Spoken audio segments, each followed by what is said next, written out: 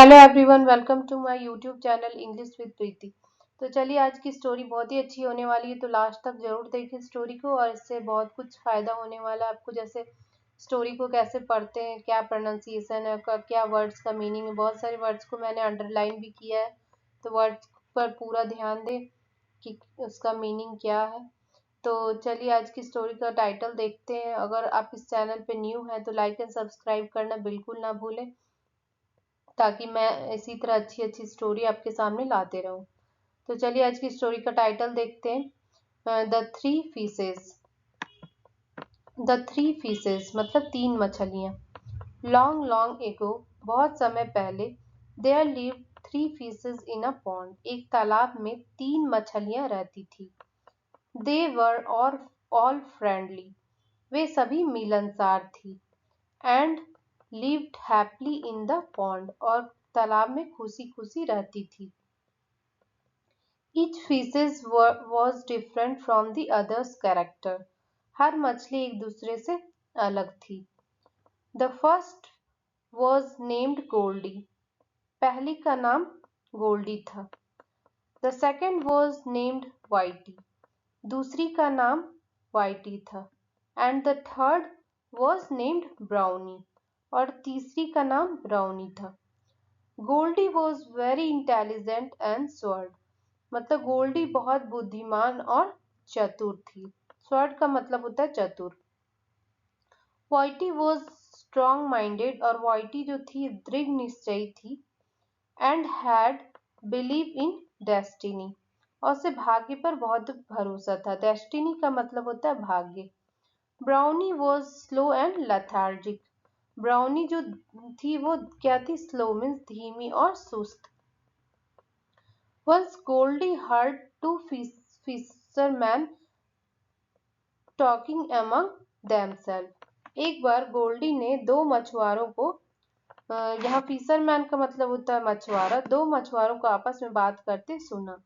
The first one said, और तो पहले ने कहा, this pond is full of fishes, मतलब यह तालाब मछलियों से भरा है। We have to come tomorrow, तो हमें कल आना है। And have a good catch, और अच्छी मछलियां पकड़नी है। द सेकेंड वन रिप्लाइड, और दूसरे ने जवाब दिया, यस माई फ्रेंड, हाँ मेरे दोस्त।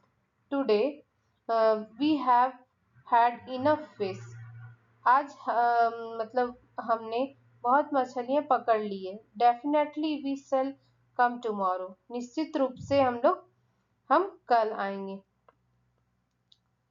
Goldy swam fast to her friends and started in an anxious voice. Goldy तेजी से तैरकर अपने दोस्त के पास गई और चिंतित स्वर में बोली, "अ, क्या बोलती है? डियर फ्रेंड्स, मेरे दोस्तों, I heard two fishermen talking among themselves to catch fishes in this side of the pond tomorrow." मतलब क्या बोलती है कि मैंने दो मछुआरों को कल तालाब में इस तरफ मछलियां पकड़ने के लिए आपस में बात करते सुना। We have to leave this place, और हमें यहाँ से जाना होगा। And swim elsewhere to save our lives, तो हमें अपनी जान बचाने के लिए इस जगह को छोड़कर तैर कहीं और जाना होगा तैर के। Whitey asked her, are you sure friend, will they really?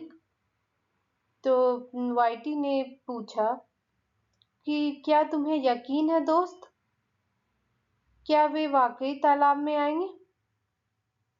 Come to this side of the pond to catch fish, मतलब तालाब के साइड आएंगे मछली पकड़ने के लिए। I am sure replied Goldie, और गोल्डी क्या जवाब देती है कि मुझे यकीन है। Perhaps you are right, said the Whitey. तो वाइटी क्या बोलती है कि शायद तुम सही हो।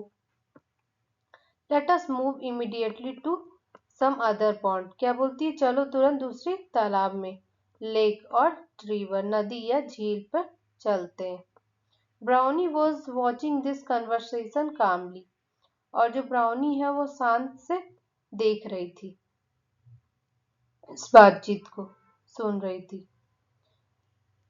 This is my birth place, I shall not leave from here, C told. तो क्या बोलती, ये मेरा जन्म स्थान है, मैं यहाँ से नहीं जाऊंगी, उसने कहा। But Goldie and Whitey swam to the other side of the pond, लेकिन जो गोल्डी और वाइटी रहती है दोनों तालाब की दूसरी तरफ तैर गए। स्विम का यहाँ स्वैम हो गया। द नेक्स्ट डे, अगले दिन, the fisherman came and through their net, अगले दिन मछुआरे आए, उसने जाल फेंका।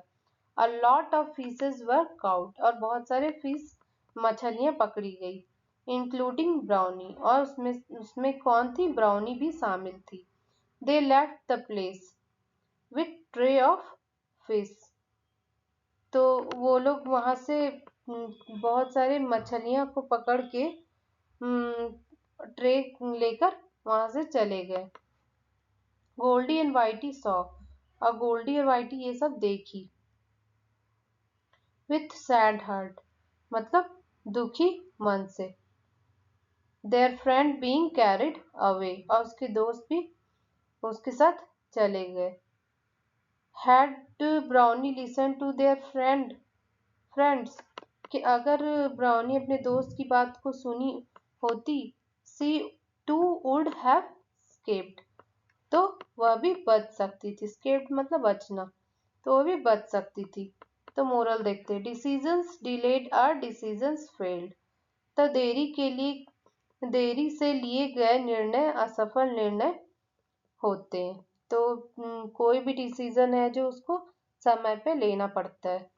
तो चलिए, आज की स्टोरी तो बहुत ही अच्छी हुई, और आप आई होप कि आपको भी अच्छी लगी होगी। तो जरूर लाइक एंड कमेंट जरूर करें, और शेयर भी जरूर करें अपने दोस्तों के साथ, और सब्सक्राइब करना तो बिल्कुल भी ना भूलें। Thank you.